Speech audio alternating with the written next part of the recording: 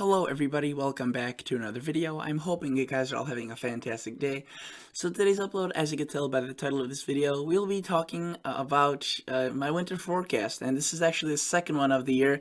I was supposed to make my second one a bit earlier, but right around the start of September, I decided to make my second one. And yes, this is very early, and people may be looking at this saying this is going to be wrong, and I completely agree. This may be very wrong, and come 3 to 4 weeks down the line, I may completely not agree with this forecast myself. So really, this is just for the fun of it. This is not supposed to dictate who will not see cold and snow. This is based off some evidence and some research, but again, it is flawed. But without further ado, if you guys would like to subscribe to this channel, I know this may sound weird. I'm asking you to subscribe at the beginning. It's just a reminder that if you like what you're seeing throughout this video, check out the channel. And if you are a returning viewer, liking the video would be awesome. Without further ado, let's get into the video, shall we? So I included this nice little picture of, I think this was a snowstorm in actually Arkansas. I'm pretty sure this is a time lapse, and you can see just the wintry scene, just absolutely beautiful. But let's get into this. So as I mentioned, this is my second winter forecast, so I will be including 2 slides per, I guess the old slide and the new updated slide of the same information. So you can see this was the December, January, February outlook as of July. And you can see really not much has changed. They definitely cooled off the Northwest and increased the equal chances over there. And I agree with that because with the La Niña, more cooler conditions across the Northwest are possible. Well, you can see a good portion of the South into the Southeast and into the Northeast could be above average for the December, January, February time frame. And I guess the highest chance of being below average without being below average is this equal chance right here in this white. And you can see that covers a good portion of the northern plains and just the northern United States. And to be honest with you, I think this is a very fair statement. But again, as NOAA updates their winter forecast in around mid-October, this will most likely be changed, probably even quite dramatically. And if we were to look at the precipitation outlook, this is what it was last time for July. This is what it looks like now. So you can see they definitely expanded it across much of the Northwest and just the northern United States. They're expecting a wet pattern across the northern United States, especially around the Great Lakes. So potentially lots of snow, lots of cold air is on its way, especially since it could be coinciding with these cooler temperatures, which aren't shown, but you know, it's not above average, so chances are that will turn blue by the time mid-October comes. Notice it is looking to be pretty dry across portions of the South, and again, with a La Nina pattern, I think I would agree, and based on historical analogs with previous winters, which I'll talk about in a little bit, I would agree with this. Now let's take a look at the January, February, March timeframe. So this was the July outlook, and this is not today's outlook, or as of 20th of August, so not that long ago. Okay, kind of like the updated one. Notice, really not that much of a difference. Really, they just expanded a bit of the blue across the Northwest, but you can see it's very limited, the blue. I am expecting really fully for them to expand this a bit come their final forecast in October, but you can see this is just a 3-month outlook. This isn't really their revised forecast. Though generally you could see still warmth across the southern United States and even portions of the east. This is their precipitation as of July, so as of last video. This is what it looks like now. So you can see that they've increased the above average across the northern United States, and they've also increased the below average across the southern United States. So you can see the contrasts are pretty stark. This isn't indicating that, oh, here will be wetter, here will be normal. They're saying here it will be wetter, so above average, and here it will be below average. And you can see that some of these are coming to, within 100 to 200 miles away from each other. So we could be looking at a very rough transition zone. And where that exactly sets up is still all in the kind of up for gamble. So I mentioned the talk about a La Nina, and first off, the La Nina occurs in a region called the Enzo. Now, the Enzo region is basically this whole Central Pacific Ocean, this area right here, and whether this is 0.5 degrees below average, that is a La Nina, and if it's positive 0.5 degrees above average. Sorry about the really crappy rating, but if it's positive 0.5 degrees above average, then it's an El Nino. and we are expecting to get into a La Nina, and you could actually see a bit of the colors. Now, this was actually as of July. You could see that within a month, really over a month, we've gotten relatively much cooler temperatures, and we're still heading towards that La Nina pattern. Another thing I want to point out is the warm waters across the Gulf of Alaska have also expanded, so that definitely is actually favoring potentially cold air across the northern United States. Notice we have, again, the temperatures in the blue. So let's take a look at what the Climate Prediction Center has to say. So this was as of July. You could see they favored the La Nina 50 to 55%, which was very borderline. Not much of a difference between, you could see the neutral is also pretty darn high. So kind of almost like a 50-50, which is a big gamble since this could have such a large impact. Now, this is as of August, this next graph, and you can see that the La Nina's definitely chances have increased. You can see around 55, but at some points across November, December, it could be up to 60%, which I think I agree with, especially with the fact that we've been seeing the ocean temperatures continuing to cool in the Enzo region. And you can see that this La Nina transition will really begin anywhere from August through October. So we may be already in a La Nina, except they haven't updated it fully, or we may be transitioning into a La Nina in the next couple of days, really, as we speak. The official benchmark of being 0.5 degrees below average. Obviously, that's the sea surface temperatures, not the air temperatures. And this is the forecast for the winter. So I'm assuming on this forecast, I'm taking a big gamble that it will be a La Nina winter. Now, you may be wondering, well, first off, actually, I want to show you the confidence of the models on the La Nina. This is a group of models that is run by the Climate Prediction Center. This was in July. So you can see a lot of these three main models are kind of like the averages. Very borderline, some of them below, some of them above, and just a huge spread. Really just not favorable for a actual decision.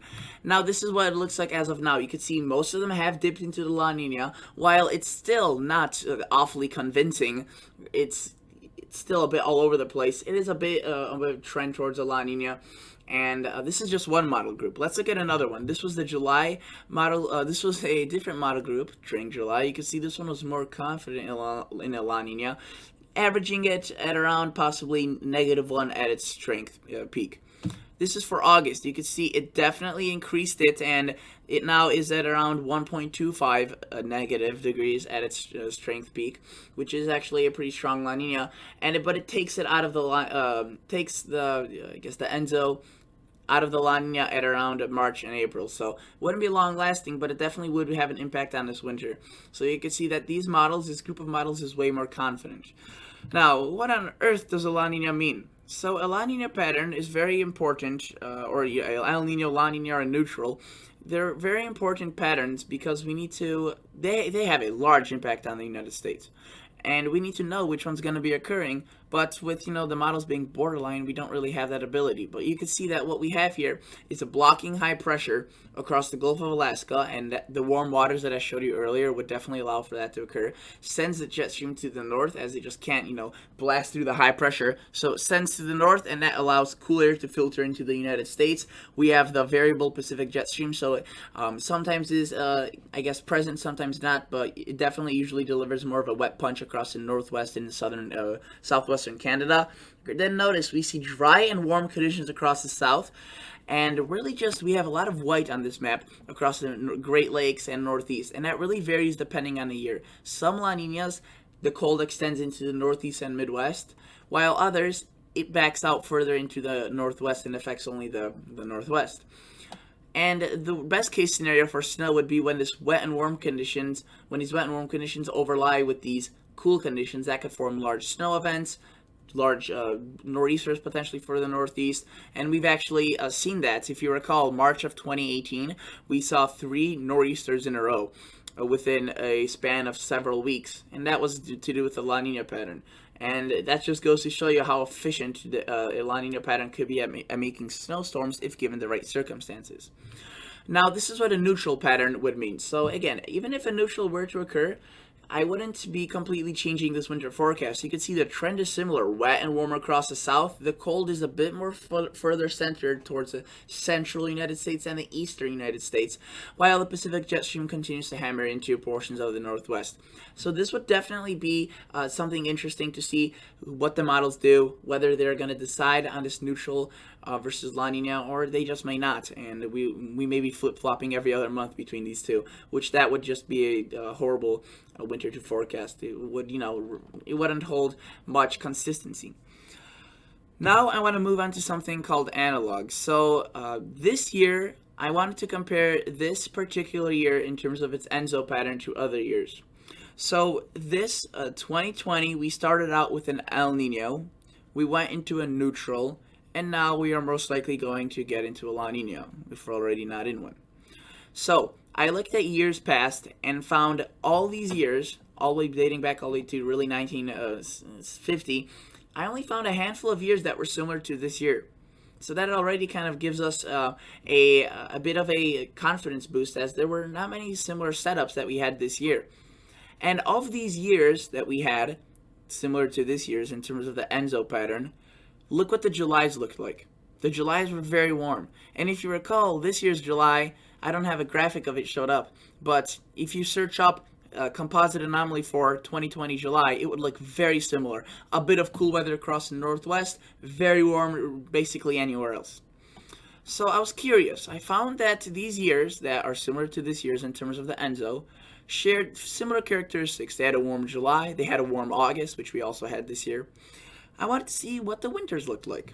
And this is what I got. November through March, you could see the same years, we got much cooler conditions across the northwest and northern United States, into the Great Lakes, and even into portions of the northeast, while we got quite a bit of warmth across the south, southeast, and a bit of the northeast. So I was very intrigued by this, and I wanted to see what the precipitation would look like. Well, this is what the precipitation looked like. Very classic of a La Nina. Lots of water, rain, snow, any precipitation across the northwest. Obviously, if it's cold and wet, that would indicate a lot of snowfall. And then also notice a lot of precipitation across the northeast, Great Lakes, and upper Midwest. That would indicate lots of snow, because the cold conditions were there. Notice the south is a bit drier across certain regions, but it's not an awfully overall dry pattern. And that tends to be the case. You're not going to see a uniform yellow block across the south and uniform blue block across the north. It's these little patchy areas, but there's a trend. Here it's wetter, here it's drier, and that's to do with the jet stream track. So I wanted to take this a step further, and so this year we had a very warm July. But you know what we also had? We also had a very cool spring. So I wanted to see if these years had a very cool spring. So basically the spring months preceding this July. And this is what I got. You could see cool temperatures. So you can see the evidence is pretty remarkable. There's no reason not to value this, at least, take a glance at this and reconsider your options. Obviously, this isn't proof of anything, if you will. This isn't a crystal ball. It's not going to forecast the future, but it could give us patterns and trends that we could look off of and predict the future weather. That's what a lot of meteorology is about, especially long-range forecasting. And you could see April through May, 2005, 2007, they were pretty chilly. Now, this year's April and May were basically the only two cool months of the across the United States of the year. And we had a huge polar vortex, if you recall, just cold temperatures. I actually have very bad relationships with these 2 months. I'm a bit salty about them because a lot of my garden froze. The blossoms froze off. We had one of the latest frosts in Chicago, so that was definitely not good news. But it could be a good news in terms of forecasting a cold and snowy winter. So with that aside, I just want to look at my final winter outlook, and you can see there's a whole bunch of areas, and I'll briefly go over them. So you can see stormy and wet across the northwest. That seems pretty self-explanatory, with a wet La Nina most likely to occur, or with the La Nina most likely to occur, there's going to be wet conditions, and we saw from historical past years it was wet. Now, Arctic air, I included a pretty aggressive term here because I think the coldest air, and I have the highest confidence, is going to be located across the northern and central United States. Now, this cold air will also be overlapping across the northwest. So if you live across the northwest, Montana, Idaho, Wyoming, northern Wyoming, I think you have the best chances of seeing the cold air this year. I think the chances are remarkably high. Now, as you get further away, you can see that it's cold and snowy across these portions. This is where I think it still will be relatively on a cool side. Definitely won't be warm. It will be cold, and also there will be snow. It will be snowy because a lot of above average precipitation will be occurring across this area. Now, notice I have active lakes right here. This is to do with the extremely warm summers we had and the very high lake levels. So the lakes are just going to be harder to freeze over since the water is higher. You know, usually if you take a tiny drop of water, it freezes much quicker than a whole bucket of water. So that's a similar effect with the Great Lakes. Plus, the Great Lakes are very warm this year, so when the cool air rushes across them, it will cause lots of snow, and we just have to basically hope and wish that for good lake effect, we need cold air, and I think this year will be in place, which leads me to think active lakes. Now, notice we have cold and snowy right here. I already mentioned I have slightly less confidence about how cold the air will get here. I think it will still be below average, and with above average precipitation, I included cold and snowy. That extends into portions of the Northeast as well. Then we have just cold. This could honestly be more, not even cold, but just chilly. This could be just slightly below average because at this, depending on a year and many other factors, which I would have to make hour-long videos to talk about, La Niñas differ, and sometimes it's a bit less of the cold air, sometimes it's a bit more. So I still included cold, as there are some good indications with the pattern we've been seeing across September, already early September and late August, that this year is comparable to some La Niñas where it was much more lenient towards the cold air. And you can see that's why I included the cold, but this definitely could be, just marginally cool.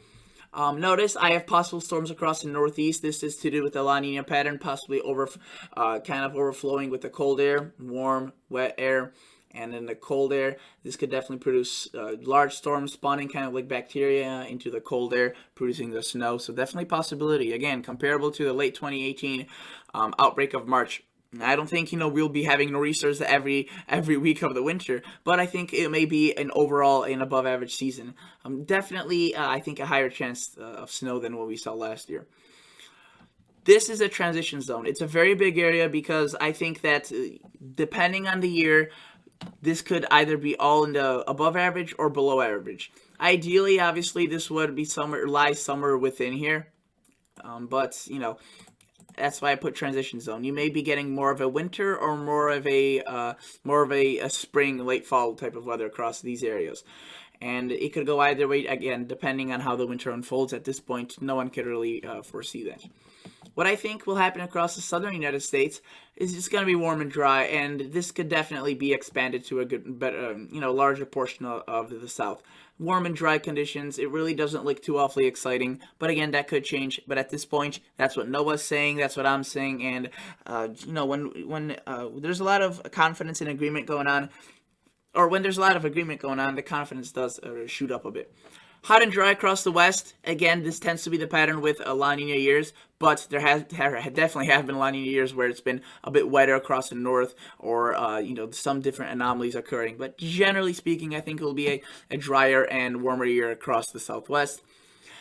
We have a chilly but dry area here. This again is a kind of the transition zone, but a bit further to the west. I think more of the cool air will be dominant here, but some of this dry air may spill over into this area. So chilly but dry, we'll have to see. Again, depends on a La Nina year. Otherwise, that is basically it for today's video, guys. Thank you so much for watching. And again, this is just a forecast that's not official. It's more speculation for the fun of it. So please enjoy, share with friends if you guys would like. But otherwise, that's it for me today. And I'll catch you all guys in the next episode. See ya. Bye.